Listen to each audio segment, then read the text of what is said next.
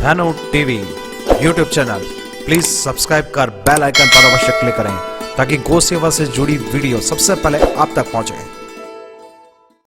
क्योंकि मेरे भाई बहन ये जो हिंदुस्तान है हमारी भारत की धरती है, यहाँ पर पहले गौ आधारित शिक्षा प्रणाली ही चला करती थी, जिसमें गौ माता को महत्व दिया जाता था। गुरुकुल शिक्षा पद्धति हुआ करती थी। आपने देखा होगा हमारे आसपास तो मेरे भाई बहन अभी भी बहुत सारे जो है गुरुकुल चलते भी हैं।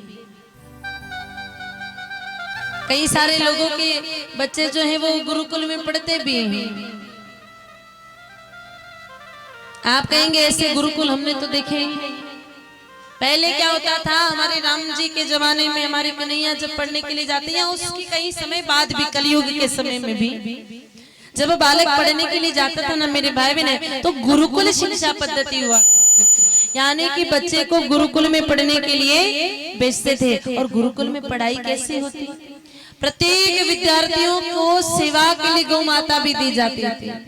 वो बालक गाय माता की सेवा भी करता, गाय माता का दूध भी पीता, गाय माता के गव्यों का सेवन भी करता, और विद्यार्थी गुरुजी के सानिध्य में पढ़ाई करता, तो फिर उसका भविष्य बन जाता, उसका जीवन बन जाता।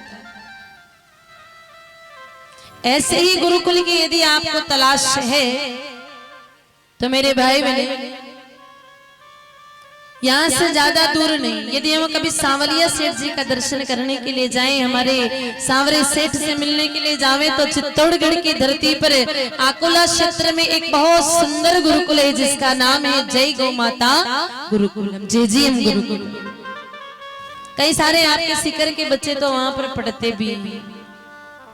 वहां आप जाकर के देखेंगे तो बच्चों के जीवन में सिर्फ पढ़ाई को ही महत्व नहीं दिया जाता है, पढ़ाई के साथ में आधुनिक पढ़ाई तो आवश्यक है ही, आधुनिक पढ़ाई के साथ साथ में जीवन की जो नैतिक शिक्षा है और जीवन के जो संस्कार है वह भी बालकों में डाले जाते हैं। और उसके लिए जीवन में विद्या अध्ययन के समय गौ माता का सानिध्य बहुत आवश्यक है। जय गौ माता गुरुकुल में मेरे भाई बहन आप जाकर के देखेंगे तो विद्यार्थी पढ़ने से पहले गौ माता की सब मिलकर के आरती उतारते हैं, फेरी लगाते हैं, गौ माता को प्रणाम करते हैं, और उसके बाद अपने कक्ष में पढ़ने के लिए विद्या अध्ययन के लिए जाते हैं। वहाँ के विद्यार्थी जो छात्रावास में रहते हैं उनके छात्रावास के लिए इतनी सुंदर व्यवस्था, ये ऐसी कूलर पंखे ये जो आपके हैं ना, ये तो कितने फैले गौ माता के गोबर से, दूध दही घी गोमूत्र से, पंचगव्य से निर्मित वहां पर कुटियाएं बच्चों के लिए बनाई गई है। उन कुटियाओं में ही बालक रहता है, ना अधिक सर्दी लगती है ना अधिक गर्मी लगती है। सुंदर वातानुकूलित उस क्षेत्र में बालक रह करके उत्तम विचारों के साथ में विद्या अध्ययन गौ के सानिध्य में करता है। प्रतिदिन बालकों से वहां पर यज्ञ हवन भी करवाया जाता है। बच्चे खुद मंत्र का उच्चारण भी करते हैं और खुद ही अनुष्ठान भी करते हैं, यज्ञ भी करते हैं, हवन भी करते हैं। ऐसा सुंदर गुरुकुल है जहां पर सारी पुरानी पद्धति से बालकों को, पुराने जो हमारे बाप दादा जो हमको संस्कार दिए करते थे वह संस्कार भी दिए जाते हैं, और उन बालकों को आज की आधुनिक पढ़ाई भी कराई जाती है। तो यदि किसी को लगता है कि हमारे बच्चे तो गुरुकुल में पढ़ने चाहिए, तो चित्तौड़गढ़ में श्री सांवरिया सेठ जी के पास में मेरे भाई बहन ताना नाम का एक गांव है, वहां पर जय गौ माता गुरुकुल, अपने बच्चों को अवश्य वहां पर भेजिए।